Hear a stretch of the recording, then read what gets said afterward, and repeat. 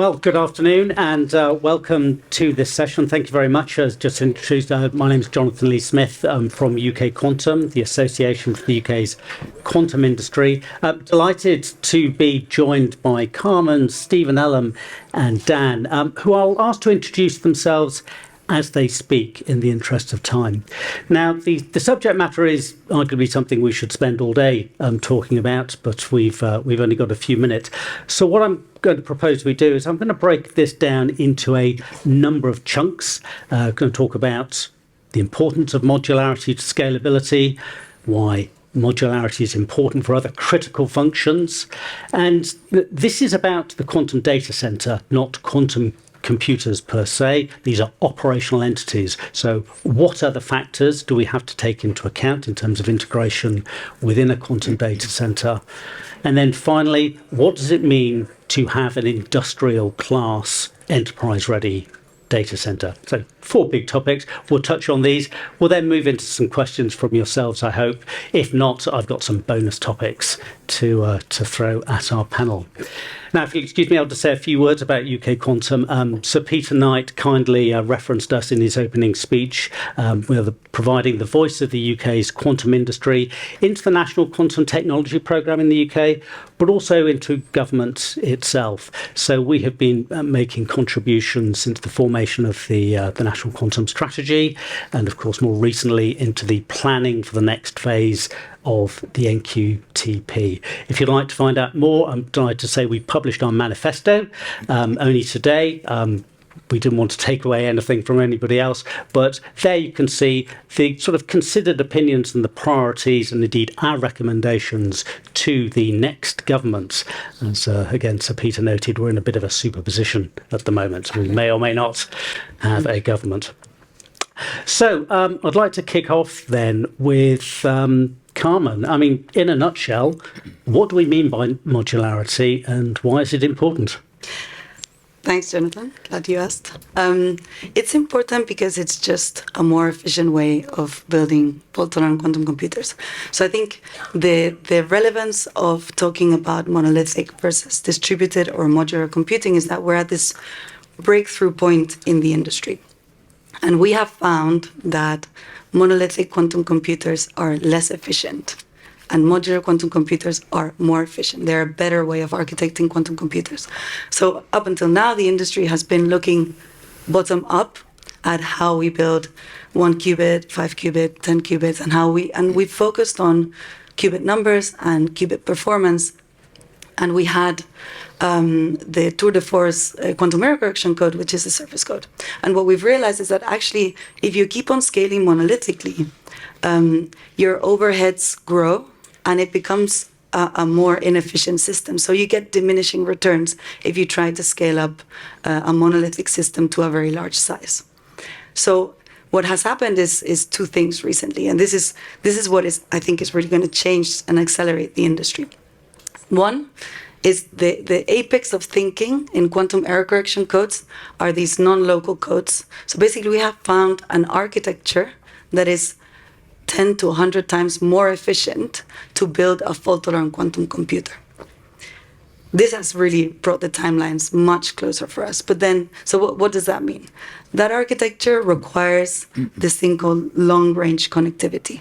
So you need to be able to entangle qubits that are far apart with just one hop. So before we didn't have a way of doing that, but a few companies, including New Quantum, have developed the photonic networking technology that now will allow you to create that entanglement fabric. So that is what the entanglement fabric means. You have smaller modules of qubits that are almost readily available, that are robust, and that are interconnected by this quantum network, and that creates an entanglement fabric that is just more efficient. So the bottom line is that you will need maybe 10 to 100 times fewer qubits to get to the same computational capacity than if you were trying to do this monolithic bottom-up brute force scaling. So modular is just better, but obviously it has all these positive consequences, and I think we'll talk about them a little bit more. For me, the main one is about predictability of timescales. So what is the thing that investors ask every single time? What is it for, and when will it happen? And up until now, the timescales have been unpredictable because monolithic scaling depends on R&D. If you shift the paradigm to modular scaling, then suddenly companies like Quantinuum, don't need to continue to deliver more and more qubits with more numbers of nines ad infinitum. They can stop and become manufacturing companies. And now it's stamp and repeat. And that is predictable. So it's switching the industry from monolithic and one company does it all to horizontal, distributed, clean interfaces, and from R&D to scale-up manufacturing. Fantastic. Thank you very much. So, Ellen, yes. Aside from the scalability, what sort of functions and features actually require and demand modularity? Fantastic. Hi, everyone. I'm Elam Kashefi, Professor of Computing and QCC Chief Scientist, and also I'm leading the Quantum Software Lab at the University of Edinburgh. And I'm obsessed about verification and trust. And guess what? The only way that you can really deliver the highest level of trust and certification for the million, billion qubit that we want to have all play with is through modular structure. So let me elaborate a little bit on that. Even when Steve delivered for us this magical error correction and we all established in our platform, you still need to be guaranteed that your noise is local stochastic noise, because otherwise your threshold theorem of fault tolerance doesn't work. So how do we know our 1 billion qubit machine is actually in that regime? Well, we need to have the modular structure that Carmen is talking about, because the only way we're dealing with these Mars devices that we don't even know where we are landing about is that you need to have a module that you can trust that, and then you bootstrap that trust in order to be able to verify the rest of it. So maybe we see so many different things. We discussed the whole of the yesterday and today in various roundtables, but for me, modularity is not just a matter of scaling up, but it's just also giving us a roadmap to ensure that we are scaling up. We are actually delivering what we are claiming to deliver. So from application and software point of view, is the absolute necessity Lego piece that I can work with, and I'm sure my colleague will talk about also algorithmic aspect, but in terms of providing the highest level of certification, modularity is a necessity. Fantastic. And based on conversations over lunch, I can assure you that Ellen is passionate about trust. Okay, so shifting to inside the data center, quantum computers, modular or otherwise, are not going to sit there in isolation. Stephen, what else do we think we're going to be integrating with? Okay, yes, well, thanks everyone for coming. It's a pleasure and a privilege to speak to everybody. So we've heard that modularity is key to scalability, and there's a sort of second half to that, which is scalability is key to quantum advantage in useful applications.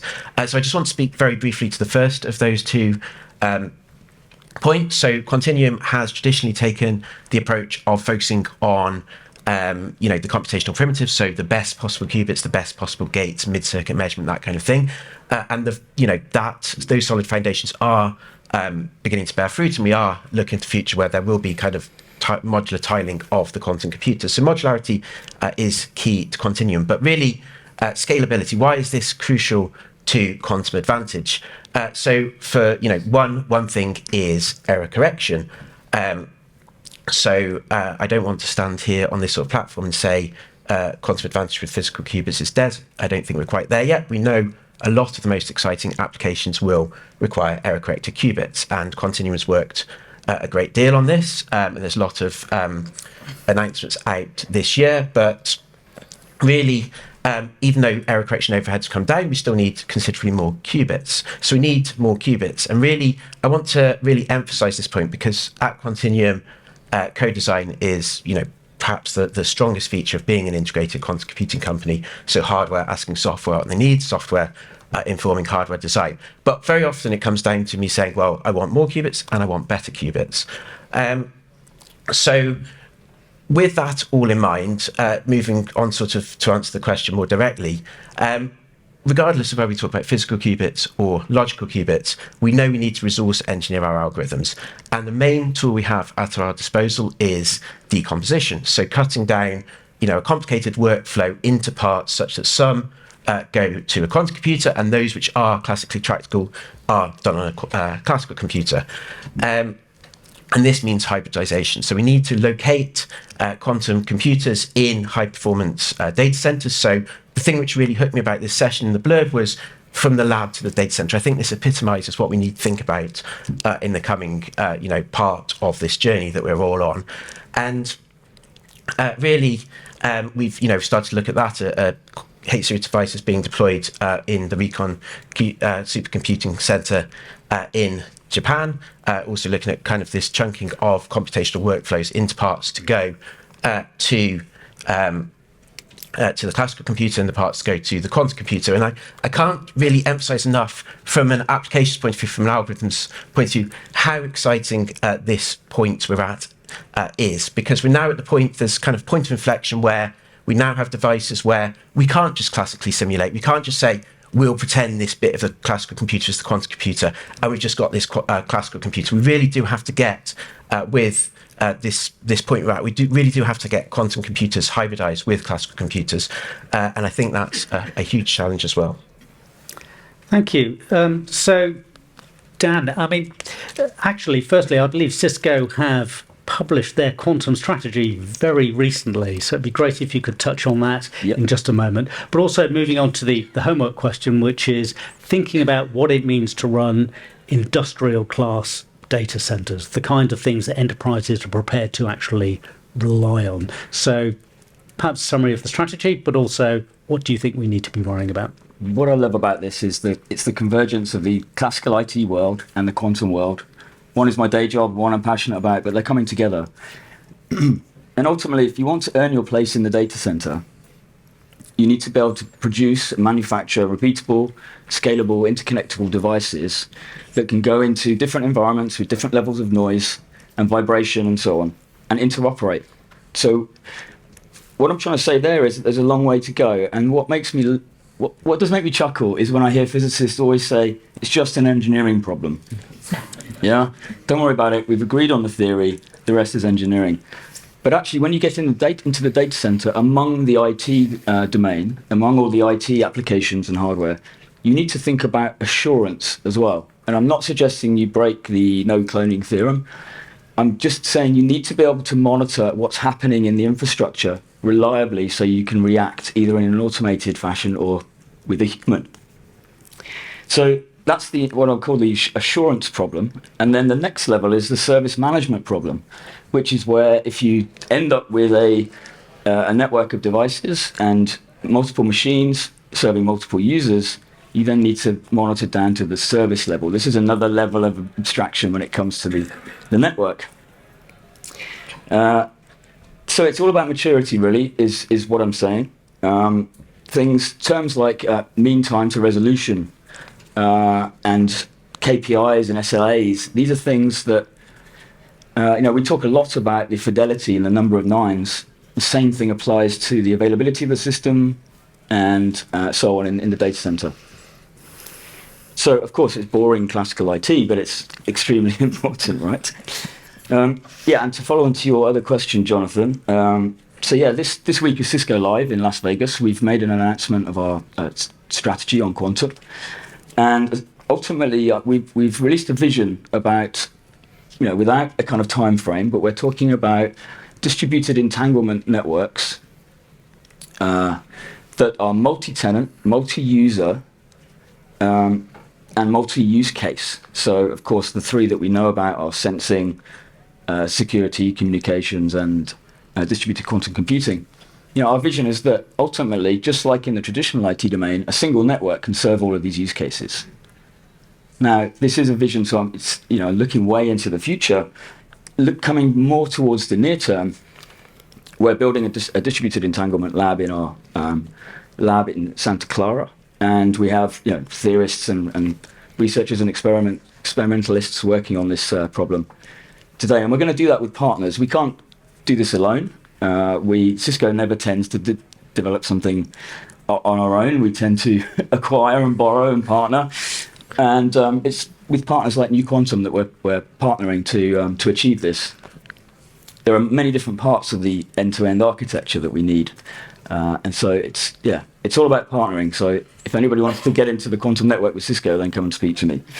We're going to call it the Cisco Quantum Network Fabric, as you mentioned earlier on, and in the title, but also it's a software-defined quantum network fabric, whereby the control has to be across the whole architecture because it's distributed.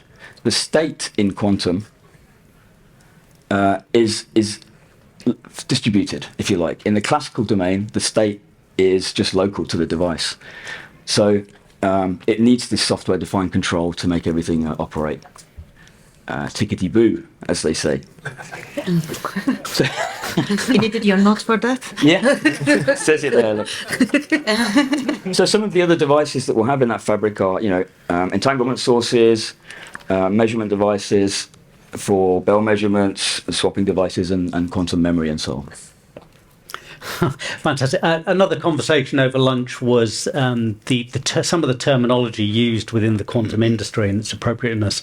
I'm pretty sure tickety-boo is not one we're going to be adopting pretty quickly. But I'm delighted. I have a telecoms background, so the use of the phrase like SDN is great to hear these concepts starting to come in. Now, my hope was that we would pause at the midpoint and just invite any questions. We sort of counted through 4 very different areas or complementary areas. Welcome any questions that we can focus on. I'm not sure. It's just appeared down there. It wasn't there, and now it's there. And then if we have any extra time, we'll come on to some other topics. So first up, can we leverage error correction in networks to optimize entanglement distribution, reduce latency, maintain fidelity in the presence of noise and decoherence? Who would like to? Yes, error correction is a magical box. It can do everything, but it's not free.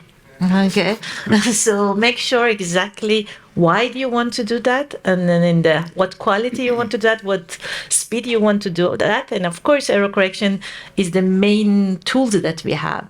And in fact, showing error correction at the distributed architecture is one of the things that many of the researchers are looking at. And coming back to what we were discussing, everything that we're saying, back to the terminology, as we were saying, Jonathan, they are the same thing. Whether it's distributed entanglement distribution, whether it's a modularity, whether it's a verification, whether it's a trust, whether it's the good old IT, they are the same thing. And the more we connect and the more we understand how they go, it's going to assist us. And we are not keep creating a new challenge for us. But I fully agree that looking at distributed error correction is the next. Fantastic. Anything to add, anybody, before we move on?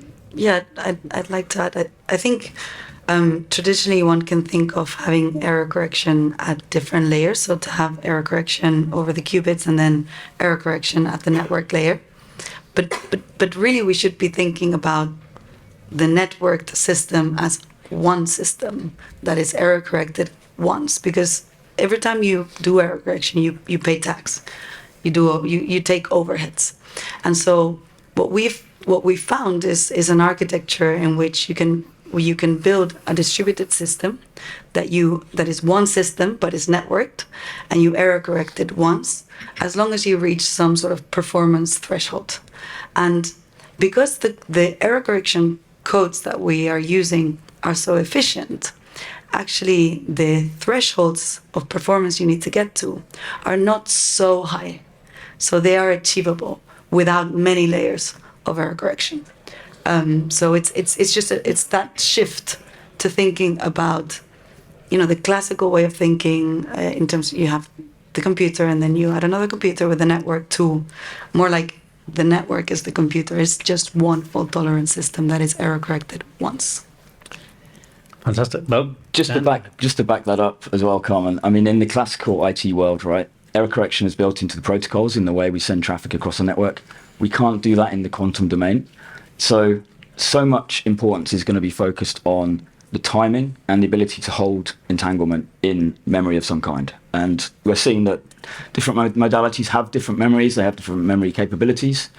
It's going to be interesting to see how that goes in the next 5-10 years, Thank you. Well, great input on that one. So moving on to the next question, what might be some drawbacks of a modular architecture?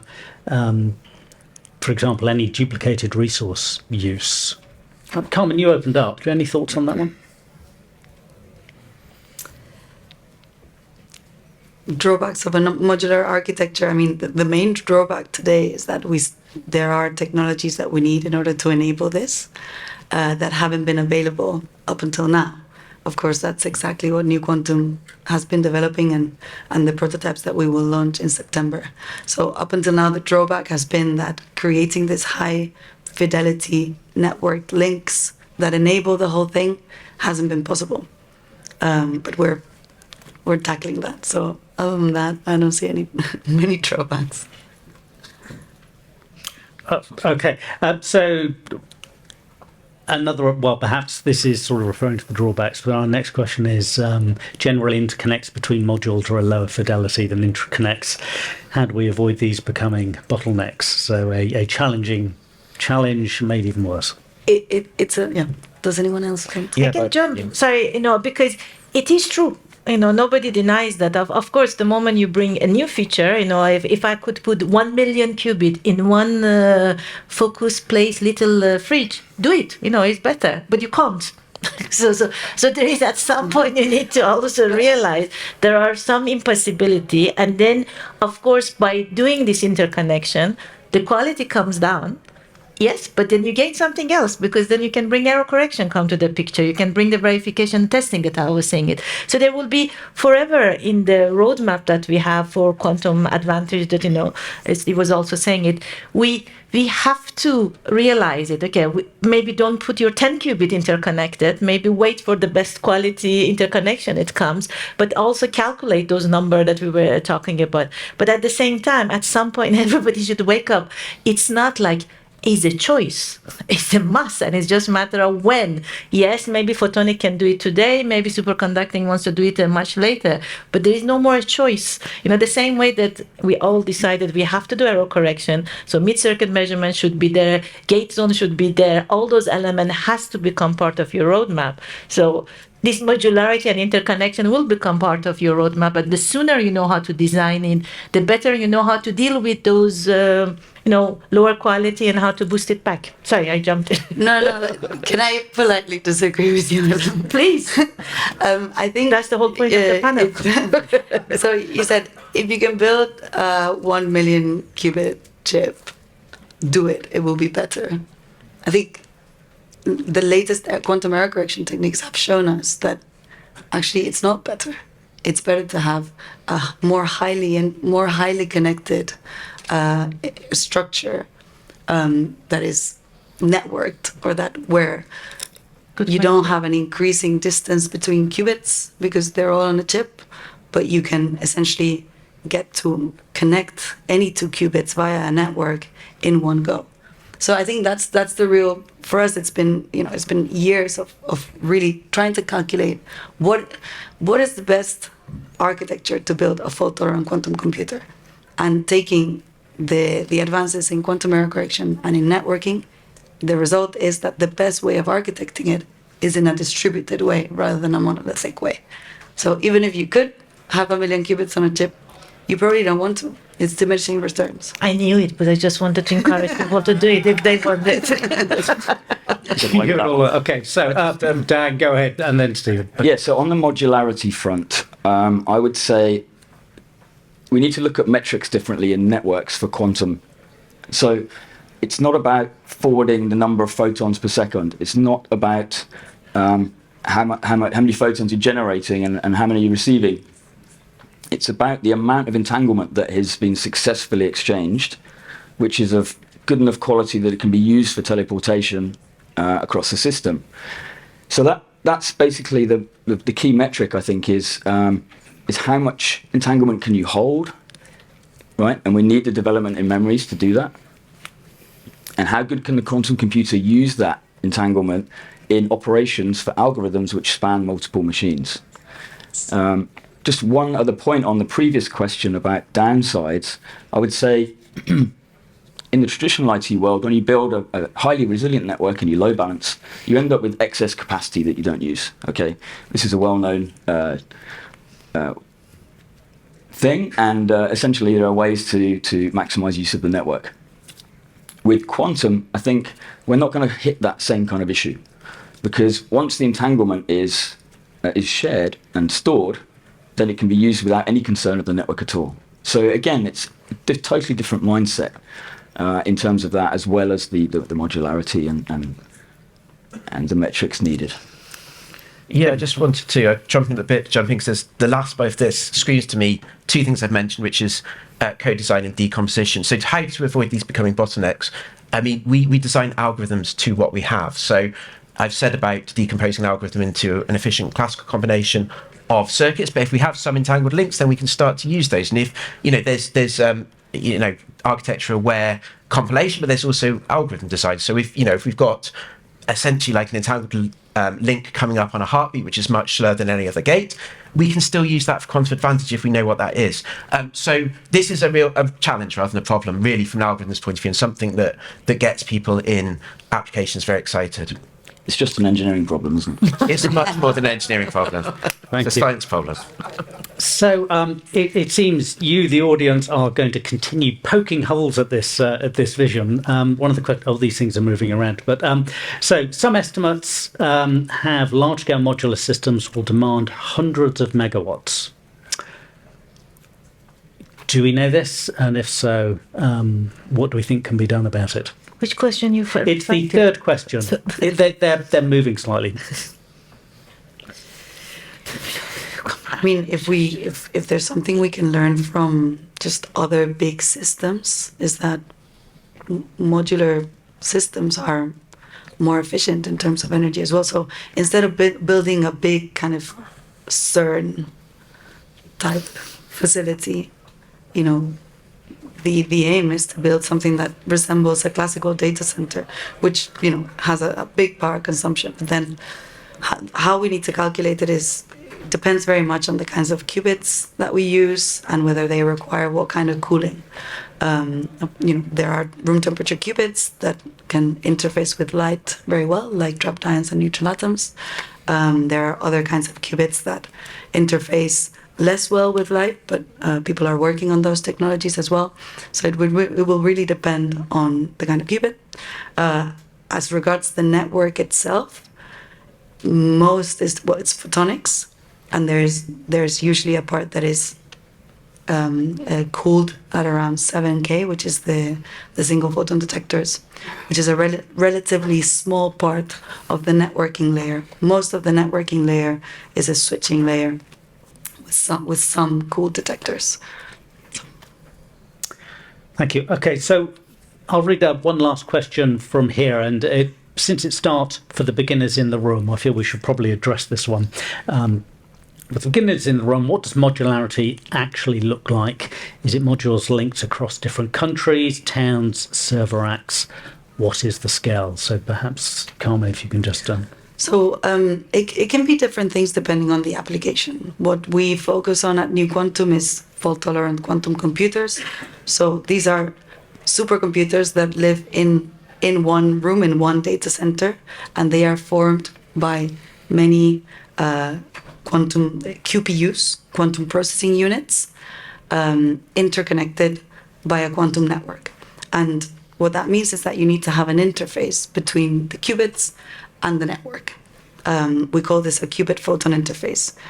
Once you get the quantum information from the qubits out into photons, there's a networking layer that switches and distributes the entanglement. And on top of that, there's an orchestration layer, and all of that is in service of a quantum error correction code. So what it looks like to build a fault-tolerant quantum computer is something that looks very similar to a supercomputer, classical supercomputer today. But instead of linking linearly those racks, you are creating a massive entangled state, this entanglement fabric that gets you that nonlinear advantage. Thank you.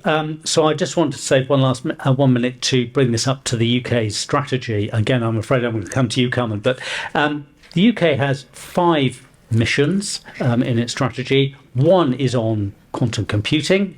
The other is on quantum networking. So we have two missions on subject. Is this contradictory, or do we believe this actually comes together strategically? No, it's absolutely aligned. So there's mission one has two phases to get to a million quantum operations and then trillion quantum operations without error. Mission two is about being able to interconnect first a bunch of a local area network with 5 QPUs and then with a larger number of QPUs. So really, when you put those together, you get fault-tolerant quantum computing, which will be networked. And if you increase the distance, then you'll get sensors and quantum communication as well. So they both need to have parallel tracks that then come together to realize the value. But with Ellen, I'm sure you have. Ellen would have said something had we not turned red. Look, I mean, suffice it to say, yes, these missions are complementary and we will be working hard to bring them together. Thank you so much to the panel. Thank you all for your questions. Good.